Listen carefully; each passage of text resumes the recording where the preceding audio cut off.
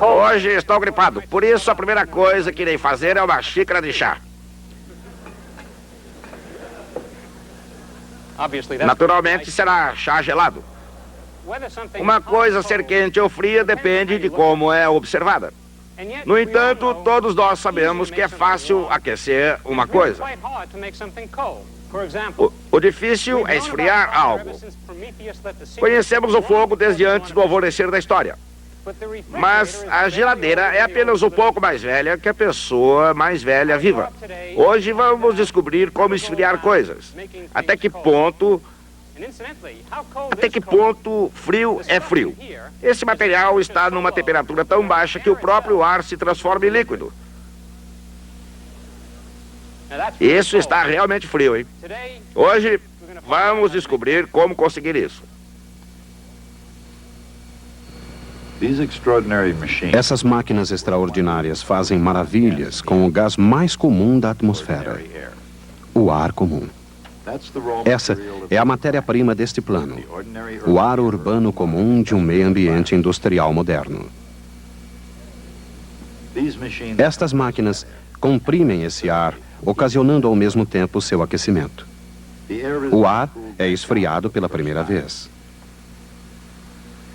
Antes que essas máquinas concluam o seu trabalho, o ar será ainda mais comprimido e esfriado, 4 vezes ao todo.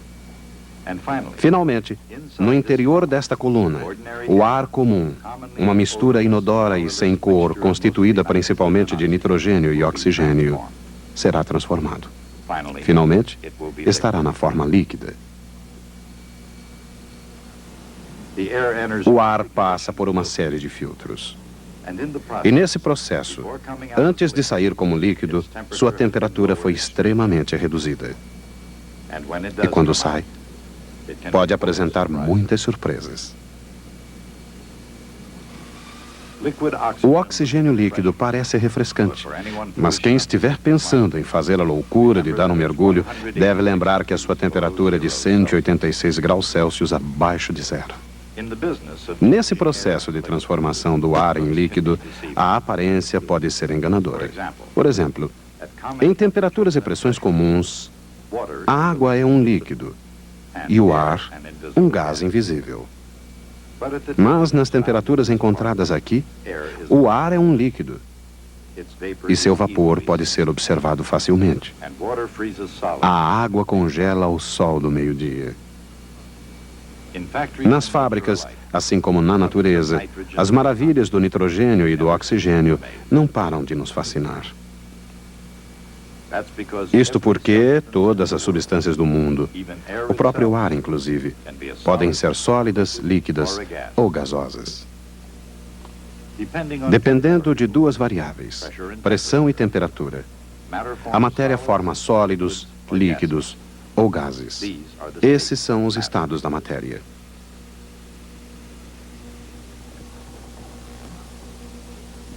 Há 150 anos atrás, Michael Faraday ofereceu a primeira explicação racional dos estados da matéria.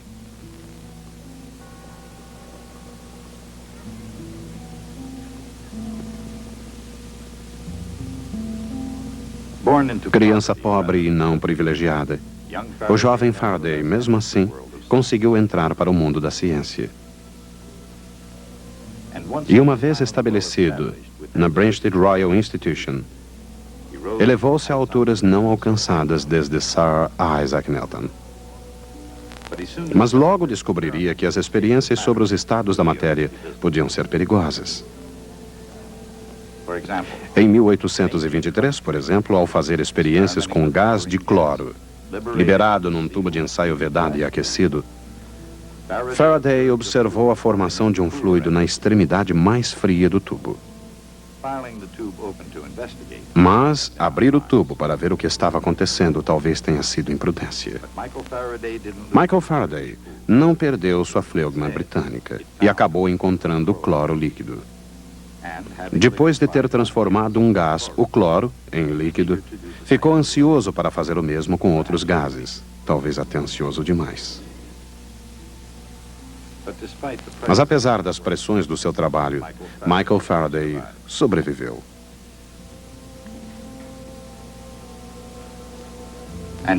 Documentos da época mostram que ele foi o primeiro a perceber que a mesma matéria pode existir em todos os estados fundamentais: gasoso, líquido e sólido.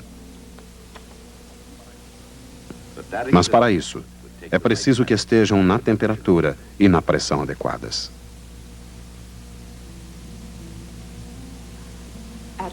Em baixas temperaturas, a matéria é normalmente sólida, um estado no qual as moléculas formam uma rede geométrica rígida. Embora uma observação mais detalhada revele que estão sempre em movimento. Em temperaturas mais altas, os sólidos derretem e tornam-se líquidos. Agora as moléculas têm um comportamento muito menos ordenado, fluindo livremente. Elevando-se ainda mais a temperatura, os líquidos se evaporam na forma de gases, um estado em que as moléculas não se prendem umas às outras, mas podem se chocar. A temperatura na qual ocorrem essas mudanças de estado depende da pressão e da substância. Em pressões menores, essas mudanças podem ocorrer a temperaturas mais baixas. Dependendo da pressão e da temperatura, cada substância é um sólido, um líquido ou um gás. Mas isso só até certo ponto. O ponto crítico. Acima desse ponto crítico de temperatura e de pressão, o líquido e o gás deixam de existir como estados separados da matéria. O ponto crítico, diferente para cada substância, foi descoberto por um físico parisiense, Charles Cagniard-Latour. Foi uma descoberta surpreendente, ocorrida quando ele aqueceu o éter líquido num tubo de vidro vedado. O que ele observou pode ser ilustrado como o etano líquido. Quando o recipiente é aquecido, a superfície que separa o líquido do vapor desaparece. Acima do ponto crítico, não existe líquido nem vapor. Existe, na verdade, um fluido contínuo. Quando o fluido esfria até atingir o ponto crítico, estriamentos de diversas densidades começam a aparecer. O fluido torna-se momentaneamente opaco, pois minúsculas gotas de líquido se formam em tamanho suficiente para dispersar a luz. Finalmente, quando a temperatura cai além do ponto crítico, o menisco reaparece, mostrando claramente estados separados de líquido e vapor. Naturalmente que, abaixo do ponto crítico, o gás e o líquido possuem diferentes densidades. Acima da temperatura do ponto crítico, existe um fluido único e contínuo. aqui, jamais se forma o líquido, não importa qual seja a pressão. No caso de algumas substâncias, a temperatura deve ficar muito fria para atingir o ponto crítico. O oxigênio, por exemplo, tem uma temperatura crítica de 119 graus Celsius negativos. Em sua forma líquida, o oxigênio só pode existir em temperaturas ainda mais baixas. Mas como será possível esfriar tanto uma substância? Como é possível uma coisa esfriar e ferver ao mesmo tempo? A resposta dessas duas questões começa com um processo de evaporação.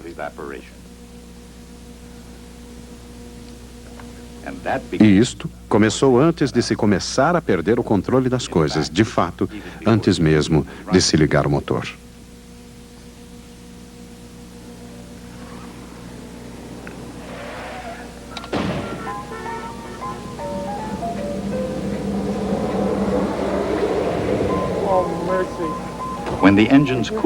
Quando o motor está frio, a água no radiador está sob pressão comum, a temperatura ambiente, mas ainda é um líquido.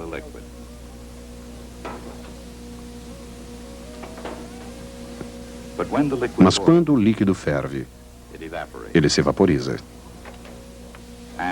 E muito embora isso não pareça acontecer, o líquido também esfria nesse processo. Frias, calmas e mais ou menos reunidas, as moléculas de água nadam lentamente. Aquecidas, nadam mais rápido. Quanto mais alta a temperatura, maior a sua velocidade. Conforme a temperatura aumenta, as moléculas mais rápidas conseguem escapar graças ao seu próprio trabalho, deixando as moléculas mais lentas e, portanto, mais frias para trás. Ao mesmo tempo, nessa sua luta para escapar das moléculas líquidas mais lentas que ainda restam, as moléculas rápidas têm sua velocidade e sua temperatura reduzidas quando se vaporizam. Tanto o vapor e o líquido que sobraram são esfriados pelo processo de evaporação.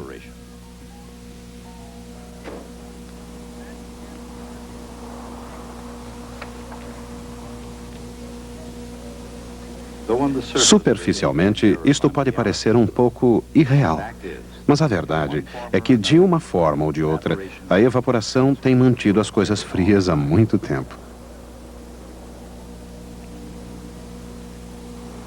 Consideremos Leonardo da Vinci, por exemplo. Um gênio que se preocupou com o ar, tendo até mesmo inventado um sistema para esfriá-lo. Durante 300 anos, o sistema de Leonardo foi o melhor sistema de ar-condicionado existente. Mas através de toda a história, cientistas como Michael Faraday continuaram a pesquisar os meios de esfriar as coisas. No século XIX, descobriram o dióxido de carbono. O primeiro passo para passar da temperatura ambiente para uma temperatura mais baixa não é muito difícil. É uma questão ligada às propriedades específicas do dióxido de carbono. A temperatura crítica do dióxido de carbono é um pouco mais elevada que a temperatura ambiente. Se tivéssemos dióxido de carbono nesta sala, mas com alta pressão, ele seria um líquido comum. É exatamente isso que temos nesse cilindro. A pressão está acima da pressão crítica do dióxido de carbono, a cerca de 73 atmosferas, 73 vezes a pressão atmosférica, temperatura e ambiente. Nessas condições, o dióxido de carbono é um líquido. Abrindo esta válvula, a pressão interna é tão alta que produz um chiado. Esse dióxido de carbono líquido está se evaporando e sua pressão está diminuindo ao longo de sua curva de pressão de vapor para uma baixa temperatura. O dióxido de carbono passa através desse ponto triplo. O ponto em que congela, embora esteja muito acima de uma atmosfera de pressão. Na jornada descendente, ele congela, transformando-se em gelo seco.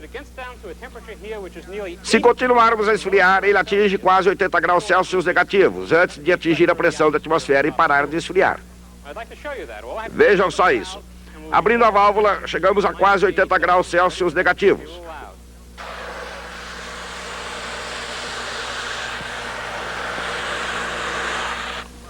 Isso fez um pouco de barulho, né? Interrompemos e vejamos o resultado.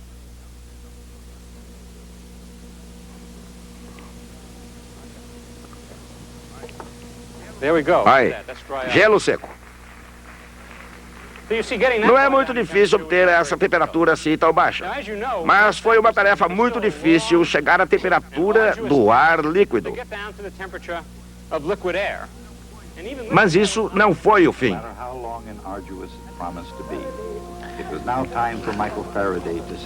Por mais demorada e árdua que fosse a tarefa, chegara a hora de Faraday nela se concentrar. A descoberta do dióxido de carbono foi uma descoberta importante. Foi a inspiração que ele precisava para continuar o seu trabalho sobre a liquefação de gases. Mais tarde, quando encontrou tempo para registrar os seus feitos, o mundo científico ficou atento. Ele reduzira a temperatura de gases num banho de gelo seco e éter. Enquanto estavam frios, ele os comprimiu sob 40 vezes a pressão da atmosfera. Faraday havia transformado em líquido todos os gases conhecidos, com exceção do oxigênio, nitrogênio e hidrogênio. A liquefação desses gases exigiria um resfriamento além das suas temperaturas críticas, o que significa muito abaixo da temperatura de gelo seco. Embora Faraday não tenha dado o passo seguinte, ele mostrou o caminho correto. Um processo de esfriamento gradativo, conhecido como processo cascata. Assim como a água, que cai de um nível para outro, a liquefação ocorre numa cascata de temperaturas cada vez mais baixas.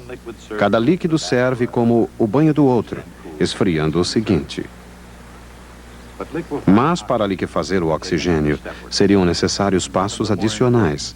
Um dos mais importantes foi a invenção do tocador de calor. Esse tocador possui 2 longos tubos, um ao lado do outro. Ele começa a funcionar quando o fluido frio entra por uma extremidade e o fluido quente pela outra do segundo tubo. Conforme o fluido quente flui, ele encontra o fluido frio. Movimentando-se em direções opostas, a temperatura do fluido quente ao sair é quase a mesma do fluido frio ao entrar. O inverso acontece com o fluido frio que sai quente. É óbvio que os fluidos trocaram de temperaturas. Essa troca de calor, aqui representada por zigue-zagues, é o cerne do processo de liquefação.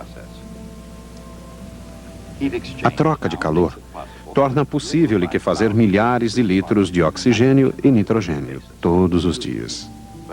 Historicamente, na busca de temperaturas baixas, o tocador de calor foi, sem dúvida, uma grande ideia. Mas o objetivo não seria alcançado sem uma outra descoberta de James Prescott Joule. Durante algum tempo, Joule começou sem muita sorte. Apesar da sua descoberta, a da lei de conservação de energia, Joule não era visto como um cientista totalmente sério. Mas em 1852, William Thomson, Lord Kelvin, consideravam Joule como o homem que havia calculado o equivalente mecânico do calor, medindo a temperatura em centésimos de grau. Dessa perspectiva, Thomson viu em Joule um valioso parceiro no campo novo e fascinante da termodinâmica. Unindo suas forças criativas no desenvolvimento da teoria da conservação de energia, conseguiram descobrir o efeito Joule-Thomson. Quando um gás comprimido é aquecido acima de sua temperatura crítica, as moléculas ainda continuam se atraindo umas às outras. Mas essa atração não é suficientemente forte para liquefazer o gás. No entanto, muito embora não exista um líquido, quando o gás se expande através de um orifício ou bocal, os princípios da evaporação permanecem válidos. As moléculas que escapam têm a sua velocidade e temperatura reduzidas. Hoje, a descoberta de Joule e Thomson constitui basicamente o último passo no esfriamento e condensação de um gás comprimido em líquido. Na ocasião, foi preciso que outro europeu empreendedor transformasse a liquefação dos gases numa atividade prática. Foi um engenheiro alemão muito prático, chamado Carl von Linde. Seu processo, no qual era utilizado apenas o ar, foi a base do futuro. No sistema do Dr. Linde, o ar comprimido resfriado passa pela válvula de expansão Joule-Thomson. O gás que não é liquefeito volta ao compressor, através de um tocador de calor, onde o gás comprimido entra e é esfriado até uma temperatura mais baixa pelo gás frio que está saindo. O resultado é ar líquido. De um ponto de vista científico, até mesmo esse ar líquido não é o fim da história. Quando o ar líquido, isto é, o nitrogênio e o oxigênio líquidos, foi obtido pela primeira vez, percebeu-se que a liquefação do hidrogênio exigia a temperatura mais baixa de todas. Percebeu-se também que quem fosse capaz de liquefazer o hidrogênio teria conquistado um grande triunfo científico.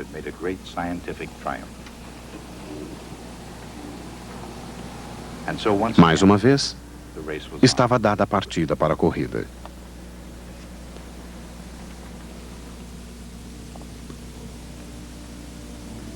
Um dos pontos de partida foram os campos de investigação científica da Inglaterra, o país da Royal Institution, que levava a uma possível vantagem no caso.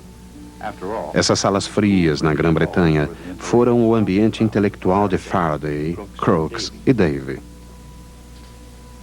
Foi aqui também que Sir James Dewar conquistou seu título.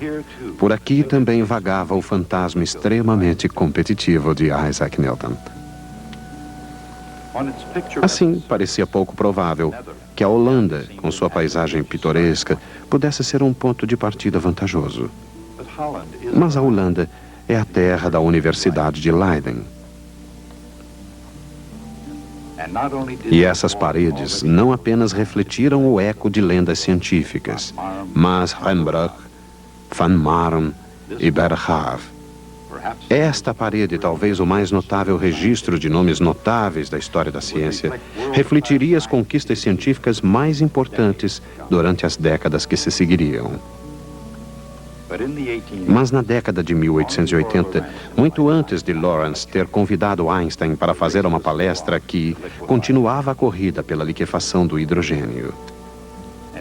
No laboratório de física da Universidade de Leiden, quando se tentou liquefazer o último gás conhecido que restava, o candidato mais sério foi o professor Heik Kamerlingh-Onnes. Mas do outro lado do Canal da Mancha, as apostas eram favoráveis a Sir James Dewar, um nome que se tornou lenda sobre a liquefação dos gases. Toda sexta-feira, ele era capaz de levantar-se e explicar exatamente por quê.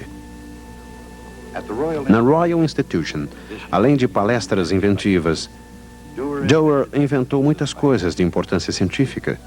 Entre elas, uma espécie de recipiente de paredes duplas para conservar os fluidos frios. Nos círculos científicos, essas pequenas e úteis invenções ficaram conhecidas como garrafas de Dewar. Hoje são conhecidas mais comumente como garrafas térmicas. De qualquer maneira, foi com a ajuda delas que em 1896 James Dewar ganhou a corrida. Ele foi o primeiro a transformar o hidrogênio em líquido. No entanto, numa estranha guinada da história científica, não foi ele quem conseguiu transformar em líquido o último gás conhecido. Quando se imaginava que fosse a linha de chegada, foi descoberto um novo gás, o hélio, com o ponto de liquefação mais baixo de todos os gases.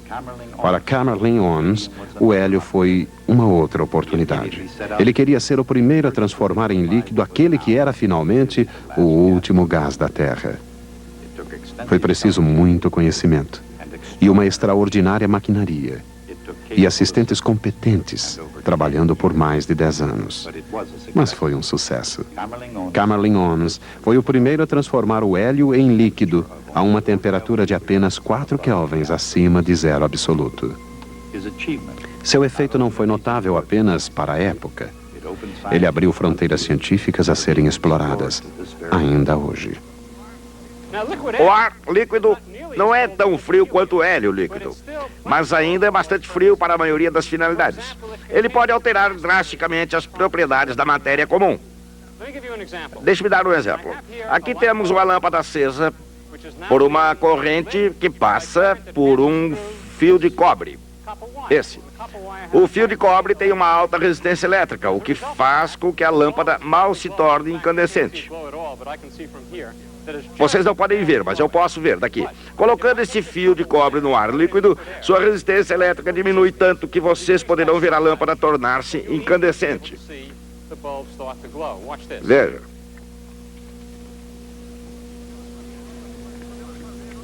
Podemos fazer outras coisas com ar líquido. As pessoas dizem para guardar flores da geladeira. Mas o frio extremo do ar líquido, na verdade, não é bom para as flores. Vejam.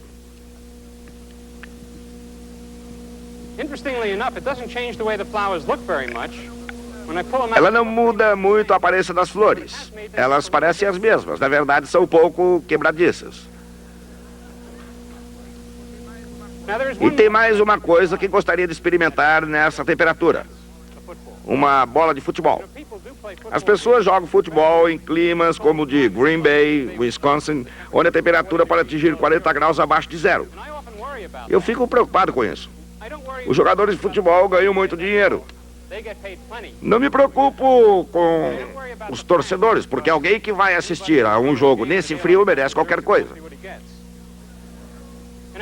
Não me preocupo também com os comentaristas esportivos, pois eles estão dentro de uma cabine aquecida, muito bem protegidos. Com o que me preocupo mesmo é com a bola de futebol. Acho que a exposição a um frio desses pode causar um impacto absolutamente devastador sobre uma bola de futebol. Mesmo assim, não usem bolas de madeira, hein? Até a próxima.